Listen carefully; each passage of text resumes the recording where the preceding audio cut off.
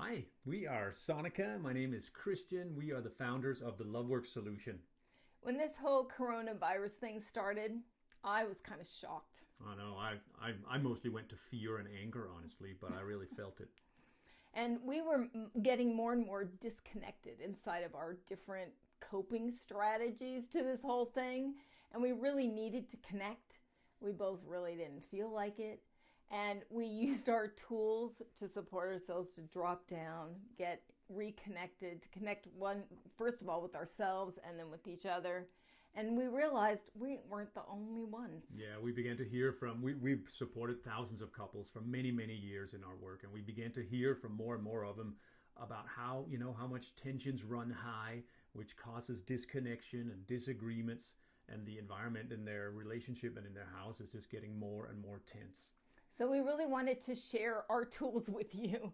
So we created this mini workshop called Couples Connecting in Corona Times.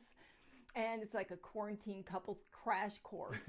And we put together snippets from this mini workshop Zoom call that we did. So you have an opportunity to get a sense of what we did during Yeah. this that really allowed couples to connect with each other. We guided 65 couples through these exercises, and what you're about to see in this video here is a few of the exercises that we walked other couples through. Well, Sonic and I will model them, so you'll see a couple of vulnerable moments from us, honestly, and then we encourage you to go find your partner and go through these exercises. And I almost can promise you that you're going to feel a lot more connected and kind of drop down and into your heart if you do, when you do. Yeah, indeed. Some of the couples actually who participated said this. We loved this time together. We're really appreciating your skill, compassion, and presence in making this happen. Yeah, another couple said, thank you so much for giving us this opportunity to speak from our hearts to each other. This was wonderful. We're deeply grateful for you creating this space for us to share. And another couple said, thanks for the opportunity for us to set aside time to focus on our relationship with other people also for support. We want to do this again and invite our friends. Yeah, and we are doing this again. So we're going to put the link to our next event somewhere around where you see this video, and you can go register.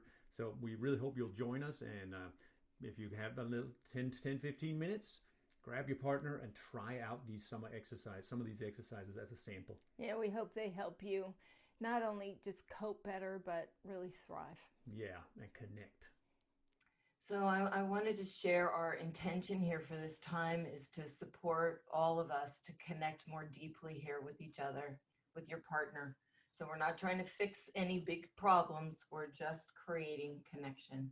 Yeah, and in these days, there are so many feelings and sometimes completely conflicting feelings that come up. Like we feel, we just know that from us. We wouldn't even have to talk to anybody to know this. We feel this whole mix of fear and sadness and anger and also joy and seeing opportunity and making new connections. And it kind of swirls with all these feelings and all these extra demands that are now put upon many of us.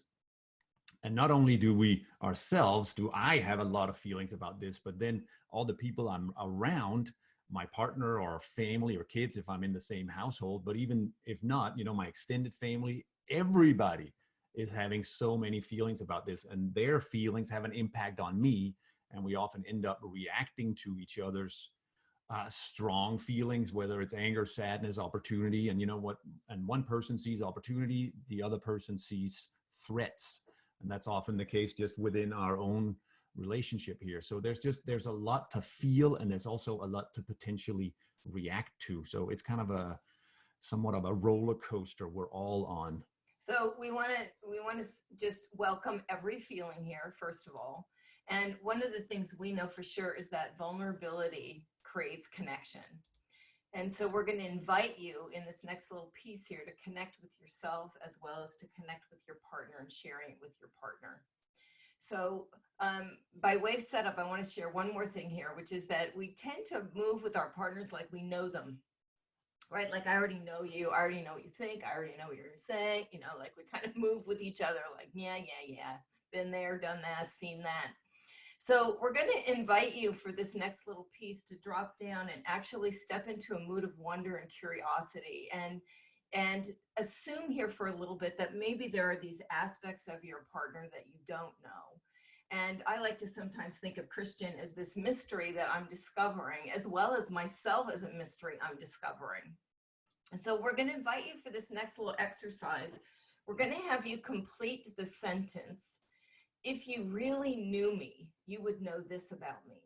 And it's an opportunity to kind of drop down below where we usually hang out and get to really share something that maybe we haven't shared with our partner before, that our partner doesn't know, or something that we're discovering about ourselves.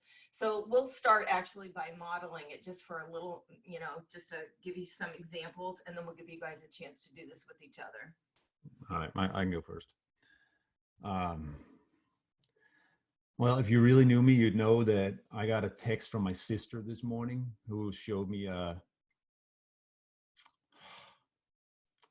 picture, a screenshot from her calendar that said, me and Fabian, that's my nephew, we're going to the States today to visit Sonica and Christian.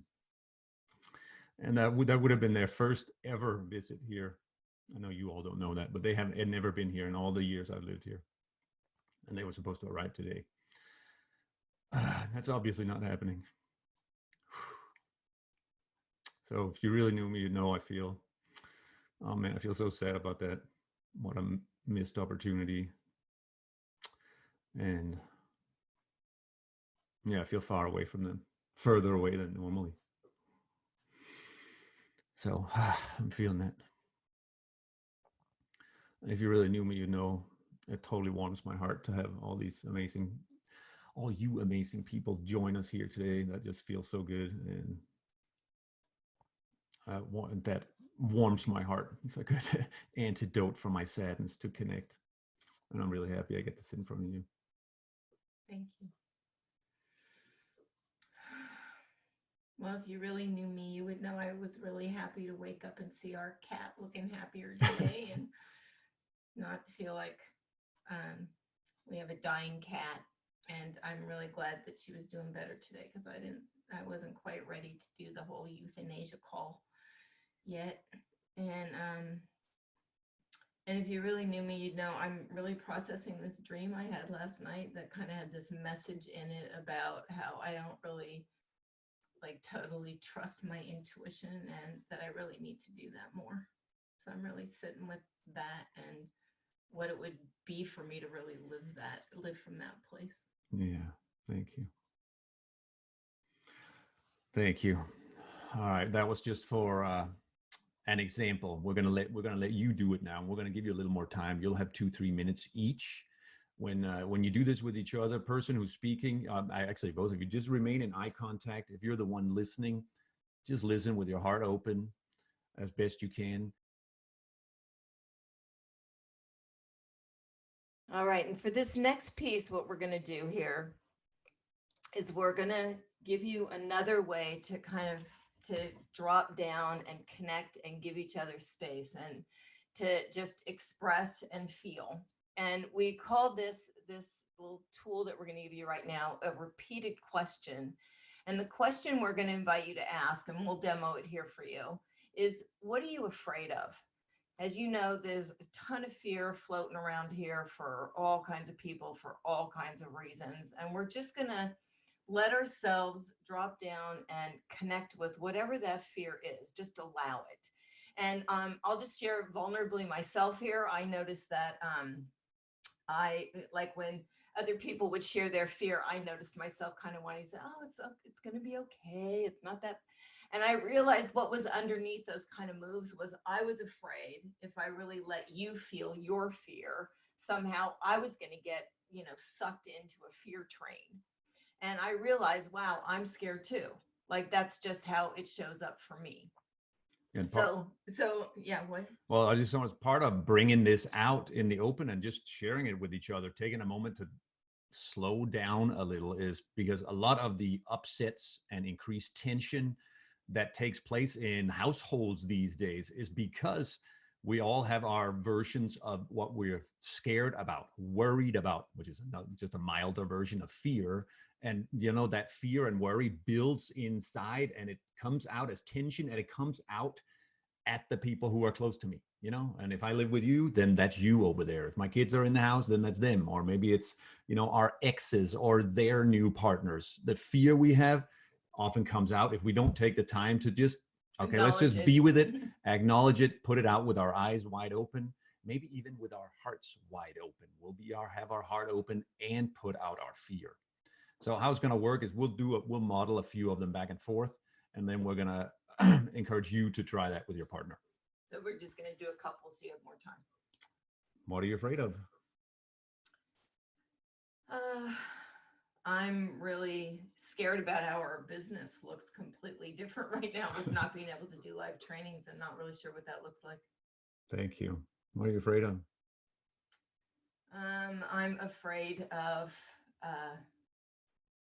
I'm afraid of people I love getting this illness and getting sick. Thank you. What are you afraid of? I'm afraid of getting sucked into a fear train and going down a fear track. Thank you. Right. And you'll notice as the asker, I just asked that question many times. What are you afraid of? Thank you. What are you afraid of? Thank you. We can do a couple the other way. What are you afraid of? I can't get to see my family back home, or it'll be a long time before I can do that. Thank you. What are you afraid of? I'm afraid of not having the skill and savvy to do all this business stuff we now have to do online, now that we're not doing, that we can't do our in-person events. Thank you. What are you afraid of? And we won't get to see our girl at some point because we'll have to stop even that. Yeah, thank you. So you're just going to ask the same question, and we just invite you to go wherever you go. So your fear might not be connected to this whole coronavirus situation. It might be connected to something else completely. So just let yourself, what I like about repeated questions is it just lets you kind of keep dropping down, dropping down, dropping down. As you look at each other, just be present to, we're both scared. We're both scared. And one of the things that we really believe is that, underneath everything we feel, everything we do, there's a positive intent. So if you think about what we're scared about, if you're scared about not having money, for example, right, there's this desire to have money, right? If you're scared of getting sick, what's underneath that is a desire to be healthy. So underneath all of that fear is a whole bunch of good stuff that is wanted.